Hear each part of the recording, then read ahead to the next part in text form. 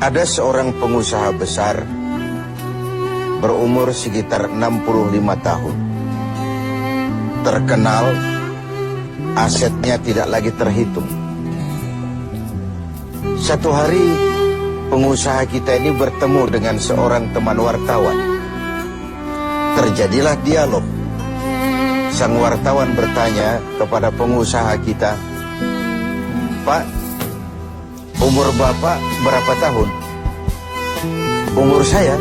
Iya, paling sekitar 7 tahun. "Loh, 7 tahun? 7 tahun. Anak Bapak berapa orang?" "Satu. Satu saja? Satu saja. Harta Bapak berapa banyak?" "Ya, paling sekitar 10-15 juta rupiah saja." Teman wartawan berkata, "Pak, kenapa Bapak berdusta? Bapak orang terkenal, pengusaha besar, punya biografi. Kami tahu umur Bapak 65 tahun. Kenapa Bapak bilang 7 tahun? Anak Bapak pun banyak. Kenapa cuma bilang 1? Harta Bapak, aset sudah tidak ternilai. Kenapa Bapak bilang cuma 10-15 juta rupiah saja?" Senyum agak getir, sang pengusaha menjawab, "Kau benar, Nak. Umur saya kalau jumlahnya sih memang 65 tahun. Tapi dari 65 tahun umur saya itu, rasa-rasanya baru 7 tahun yang ada artinya di sisi Allah. Baru 7 tahun sujud saya benar.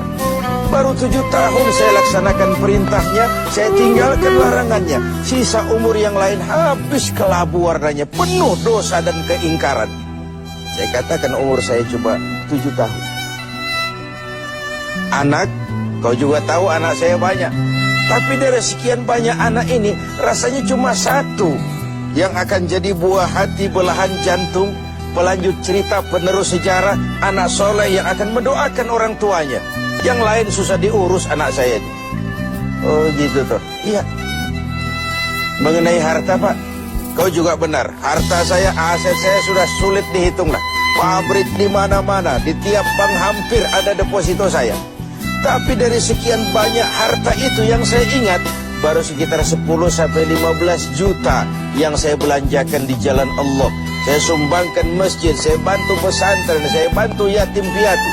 Dan itu yang akan jadi milik saya yang sebenarnya, yang akan saya bawa menghadap Allah, saya bawa ke alam kubur. Yang lain akan jadi rebutan ahli waris sesudahnya." Jangan-jangan orang tua tadi adalah kita-kita ini. Jangan-jangan kita-kita ini adalah orang tua tadi. Tapi yang pasti, jangan sampailah kita seperti orang tua tadi itu. Dari sekian banyak umur yang diberikan, berapa yang punya nilai di sisi Allah? Dari sekian banyak anak titipan Allah kepada kita, berapa yang akan jadi anak soleh, buah hati, belahan jantung, pelanjut cerita, penerus sejarah? Dan dari sekian banyak harta kita, berapa yang sudah kita belanjakan di jalan Allah, yang artinya akan jadi milik kita yang sebenarnya? Banyak ketidakadilan yang terlepas dari pengadilan dunia. Sering orang-orang yang berbuat kebaikan tidak mendapat perlakuan yang pantas di dunia ini. Sering kehidupan jadi rancu. Yang benar dikhianati, pengkhianat dibenarkan. Yang tuntunan dijadikan tontonan, yang tontonan malah dijadikan tuntunan. Untunglah ada akhirat. Bukan sekedar melepas diri dari ketidakberadayaan kita menghadapi sistem, tapi cermin bahwa tidak satu ketidakadilan yang bagaimanapun kecilnya yang terlepas dari pengadilan dunia akan terlepas juga di pengadilan akhirat nanti. Inilah keadilan. Karena itu pada jumpa kali ini saya ingin menyampaikan sebuah hadis tentang apa yang harus kita pertanggungjawabkan di hadapan Qadhi Rabbul Jalil nanti. Sebuah hadis menyatakan, "Lan tazula qadama 'abdin yaumal qiyamah hatta yus'ala an arba'i khisalin. Besok di hari kiamat tidak akan bergeser telapak kaki seorang hamba sebelum ia dimintakan tanggung jawab terlebih dahulu tentang 4 persoalan. Apa yang 4 itu?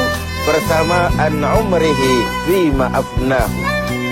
Umur yang diberikan kepadanya akan dimintakan tanggung jawab kelak. Di mana umur itu dihabiskan? Diberikan umur 30 tahun ke 40 tahun, 50 sampai 70, 100 bahkan. Sejak kita akil balik sampai ajal datang merenggut nyawa, di mana umur itu dihabiskan? Kita sering main-main, padahal waktu berjalan terus. Kita sering lalai dan lupa, padahal malaikat maut tidak pernah lalai dan lupa. Seorang Nabi Yakub alaihissalam, seketika akan ajal, beliau menanyakan, kalau saya ajal kenapa tidak diberitahu lebih dahulu? Kata malaikat maut, sudah diberitahu. Loh, bagaimana caranya diberitahu? Perubahan yang terjadi pada fisik kita adalah pemberitahuan. Uban yang bertabur, mata yang mulai lamur, pendengaran yang mulai kabur, itu semua pemberitahuan agar kita mawas diri. Umur akan dimintakan pertanggungan jawab. Di mana umur itu dihabiskan? William Shakespeare memang pernah bilang, waktu hidup itu singkat. Tahu-tahu baru saja zuhur, tahu-tahu sudah asar. Baru saja asar, tahu-tahu sudah maghrib. Yang kemarin anak-anak, tahu-tahu sudah punya anak. Tahu-tahu, dan tahu-tahu. The time of life is short, kata Shakespeare. Waktu hidup itu singkat betul. Namun waktu yang singkat akan terasa ada manfaatnya kalau kita bisa memanfaatkannya dengan yang sebaik-baiknya. Apalah umur panjang kalau cuma untuk menimbun dosa dan kesalahan. Lebih baik umur yang panjang tapi untuk mengkoleksi berbagai kebajikan. Inilah makna ucapan Nabi, khairukum man tala umruhu wa hasuna amalu. Yang terbaik di antara kamu orang yang panjang umurnya dan banyak juga kebaikannya. Umur ini yang sering kita berleha-leha menghabiskannya untuk sesuatu yang tidak punya nilai, kelak akan dimintakan tanggung jawab di hadapan Allah Azza wa Jalla. Lalu yang kedua, wa an syababihi fima ablahu. Masa muda, pernah diberikan umur muda, di mana dihabiskan umur muda itu? Hura-hura atau untuk sesuatu yang bermanfaat? Dahulu ada seorang selebritis lah kalau zaman kita sekarang. Namanya Ibrahim bin Adham. Namanya Malik bin Dinar. Namanya saja sudah Malik bin Dinar, Raja bin Uang. Hidupnya jet set. Satu malam dia mengadakan pesta di rumah mewahnya. Datang seorang pengemis, bertanya kepada penjaga pintu, siapa yang punya rumah ini? Bos saya. Iya, Malik bin Dinar. Oh, orang kaya? Orang kaya. Selebriti. Dia hamba apa orang merdeka? Dia orang merdeka. Kalau hamba bagaimana bisa pesta sehebat ini? Orang tua itu senyum lalu bilang, sampaikan kepada bosmu Malik bin Dinar, dia memang orang merdeka. Kalau dia hamba, bukan seperti ini pekerjaannya. Dia orang merdeka, dilarang tidak terlarang, dicegah pun tidak tercegah. Merdeka dia memperturutkan hawa nafsunya. Kalau dia hamba Allah, bukan begini pekerjaannya. Menghabiskan waktu untuk pesta, hura-hura, sesuatu yang tidak ada gunanya. Ini disampaikan kepada Malik bin Dinar. Dia tercenung mendengar orang tua yang misterius itu. Malamnya dia bermimpi kiamat datang. Dia akan masukkan ke dalam neraka. Karena itulah lalu dia bertobat dan kemudian menjadi ahli sufi yang terkenal, Malik bin Dinar. Masa muda akan dimintakan tanggung jawab. Yang ketiga, wa an ilmihi maza amilabi. Ilmu yang dimilikinya, kemana ilmu itu diamalkan? Untuk mencerdaskan orang atau untuk membodohi orang yang memang sudah bodoh? Untuk membimbing umat atau menyesatkan orang lain? Agar hamba menjadi hamba Allah atau agar orang menghambakan dia? Ilmu akan dimintakan pertanggungan jawab. Yang terakhir, wa an malihi min aina iktasabahu wa fima anfaqahu. Kita akan dimintakan tanggung jawab tentang harta kita. Dari mana harta itu didapat dan kemana harta itu dibelanjakan. Perhatikan yang terakhir ini. Tentang ilmu, pertanyaan akhirat cuma satu. Ilmumu kau amalkan untuk apa?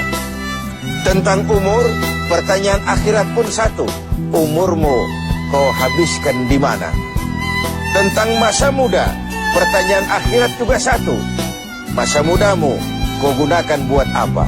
Tapi khusus tentang harta, pengadilan akhirat bertanya dua. Hartamu kau dapat dari mana dan kau belanjakan kemana? Dari mananya dan kemananya? Kadang didapat dari cara yang benar, tapi dibelanjakan untuk yang tidak benar. Atau bisa juga didapat dari cara yang tidak benar, dibelanjakan kepada jalan yang benar. Itu pun tidak mungkin kedua-duanya. Pemirsa TV 7 yang berbahagia, mudah-mudahan kita tidak bernasib seperti orang tua pengusaha di awal pertemuan kita ini. Semoga kita menjadi orang yang bisa mempertanggungjawabkan baik umur, masa muda, ilmu pengetahuan, dan harta yang dititipkan Allah kepada kita. Tidak satupun yang akan luput dari pengadilan akhir.